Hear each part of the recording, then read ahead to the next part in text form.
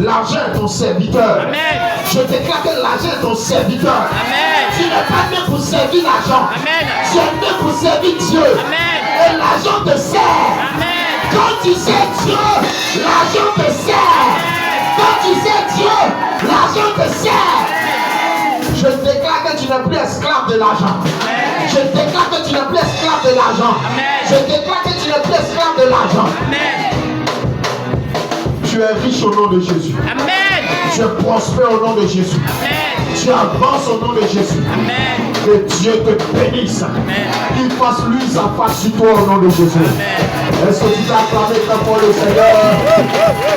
Acclame-le, acclame-le. Acclame Jésus, alléluia.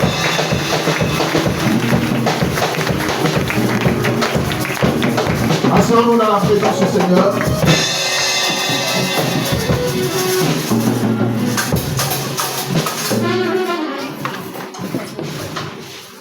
Nous allons prendre nos Bibles rapidement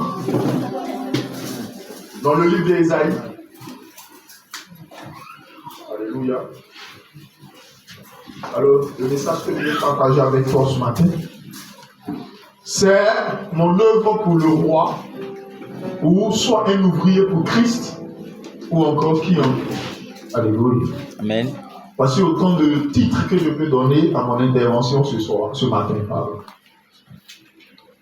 Mon œuvre pour le roi Jésus, le roi des rois, le tout-puissant, le puissant guerrier.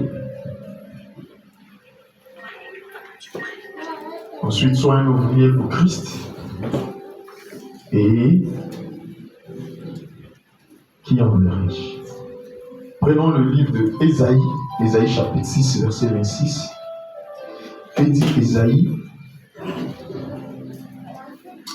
Que dit Ésaïe 6, verset 26? Ésaïe combien? 6, verset 26. Ésaïe 6, 26. Hein? Ça vient pas d'Ésaïe. Hein? Donc, voir le passage qui correspond à j'entendis. Non, verset 8. Ah non, non. Oui, oui. C'est une erreur. Verset 8, oui. Allons-y.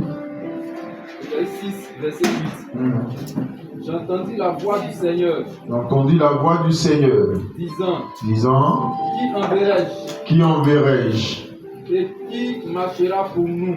Qui marchera pour nous? Je répondis. Me voici. Envoie-moi. Envoie-moi. Amen. Amen. Amen. Amen. Donne-moi le meilleur de tes amens. Amen. Donne l'amen de quelqu'un qui est connecté. Il est connecté. Amen. Alléluia. Qui enverrai-je? Qui marchera pour nous?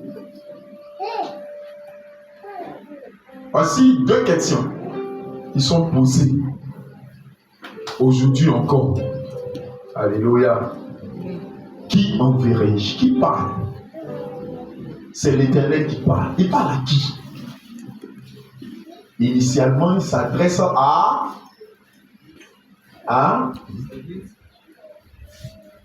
non, il s'adresse à une assemblée des saints, mais pas à nous. Hein.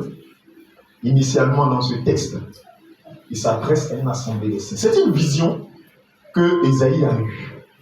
Et il s'est retrouvé, n'est-ce pas, comme dans un conseil divin. Le Seigneur Dieu qui est assis avec ses anges et qui, pendant qu'il s'entretient avec eux, il pose la question. Amen. Amen. Et Ésaïe qui est dans la vision, devient comme celui aussi qui prend part à ce conseil divin.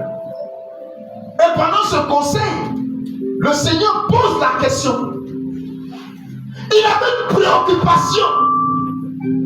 Une grande préoccupation. Il avait une soif, un désir. Ça tracasse son esprit, il réfléchit. Et il pose la question à cette assemblée des saints, à ces anges, à ces myriades, à ces 24 vieillards, à tous ceux qu'on peut connaître dans la Bible qu'on peut imaginer dans le ciel. Il pose la question. Qui enverrai-je? Qui moi je peux envoyer? Alléluia. Amen. Les anges là, ils sont dans le ciel. Ils sont en mission sur la terre. Mais qui a déjà vu un ange visiblement, comme physiquement, comme on se voit là, en train de faire son travail? Qui a déjà vu un ange comme ça? Tu le vois comme on se voit là. C'est pas comme si tu le vois, tout le monde le voit. Et puis il est en train de travailler, et puis on sait que c'est un ange qui est là. Non, on ne voit pas les anges comme ça. Mais ils sont en mission. Ils sont en mission à travers qui? À travers des hommes qui se disposent et qui se déterminent pour Dieu. Amen. Amen. De la même manière qu'un vieux féticheur dans un village quelque part là-bas se dispose pour ses fétiches et il fait des trucs et des démons viennent en mission avec lui pour travailler dans la vie des gens et pour les rendre esclaves du diable. C'est de cette même manière-là que quand quelqu'un se dispose pour Dieu, les anges du ciel viennent avec lui en mission. Alléluia. Amen. Et ce jour-là, le Seigneur pose la question, qui je vais envoyer? Qui enverrai-je? Qui marchera pour nous? Et la Bible dit quoi? Esaïe a répondu. Il dit, Seigneur, mais voici, envoie-moi. Alléluia. Amen. Je répondis, me voici, envoie-moi. Alléluia. Amen. Fort heureusement qu'il y a eu quelqu'un pour répondre à la préoccupation du Seigneur. Alléluia. Est-ce que vous pensez que cette préoccupation-là, on peut répondre à cette préoccupation sans qu'il y ait les mesures d'accompagnement? Moi, je ne comprends pas. On ne peut pas. Quelque chose ne peut pas être une soif pour le roi de tous les rois. C'est une soif pour lui. Et puis, il cherche quelqu'un qui va envoyer en mission. Et puis, tu dis, mais voici, envoie-moi. Et puis, il ne t'accompagne pas avec des mesures d'accompagnement. Ça n'existe pas. Ça veut dire que tu t'en vas faire la mission, mais il ne te donne pas de transport. Il ne te donne pas la santé. Il ne te donne pas la force. Il ne te donne pas le mental solide. Et puis tu t'en vas. Non, tu ne peux même pas faire la mission. Parce que la mission à laquelle il appelle, là, c'est une mission au milieu des puissances des ténèbres. De la jalousie diabolique. Si ne t'équipes pas, tu ne peux pas. Alléluia. Amen. Donc côté équipement, côté sécurité, le Seigneur équipe celui qui l'envoie, celui qui répond à son appel. Il l'équipe. Il est avec lui. Il lui assure une garde rapprochée. Alléluia. Amen. Il est en sécurité, il est envahi. Heureusement que il y a encore un vieille parmi nous. Il peut nous instruire. Mais vous voyez aussi dans la ville, quand un ministre se déplace, comment ça se passe? Hein? Escorte, gyrophare, on libère la voie. Quand il y a un embouteillage, il y a un motard qui est devant, il libère la route pour ne pas que le ministre là soit en retard. Amen. Alléluia. Amen. Est-ce que tu comprends ça? C'est de ça qu'il est question. Ça, c'est les hommes. Tu comprends ça? Ça, c'est l'équipement humain. C'est le dispositif que les hommes mettent à la disposition de certaines personnes qu'ils envoient, qui chargent de mission. On ne laisse jamais quelqu'un qu'on envoie en mission sans mesure d'accompagnement de mission. C'est pas possible. Ça n'existe pas. Alléluia. Amen. Ceux qu'on envoie, on les équipe. Est-ce que le ministre même là, il paye quelque chose? Ils ont des bons d'achat. Oh, il a salaire. Hein? C'est-à-dire que pour qu'il fasse le travail pour lequel le gouvernement l'a choisi, il ne faut pas qu'il réfléchisse trop à certaines choses. Ça le met en retard. Donc on réfléchit à ça pour lui. Il y a apporter quoi? On n'a rien réfléchi à ça. Où mes enfants vont se soigner, ils ont déjà réfléchi à ça. Il y en a même qui ici sont contents, ils se soignent en Côte d'Ivoire. Quand ils sont trop fâchés, c'est l'autre côté là-bas.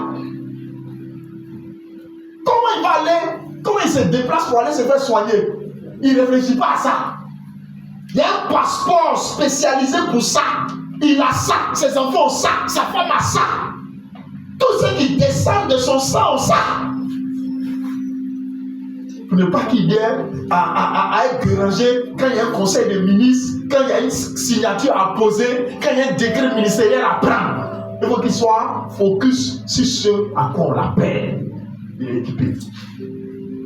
Alléluia. Un ministre, on l'appelle jamais pour lui dire, il est fini. Est-ce que vous avez déjà vu ça? Non. Souvent même, on la provisionne. Provision n'est pas encore fini, on envoie.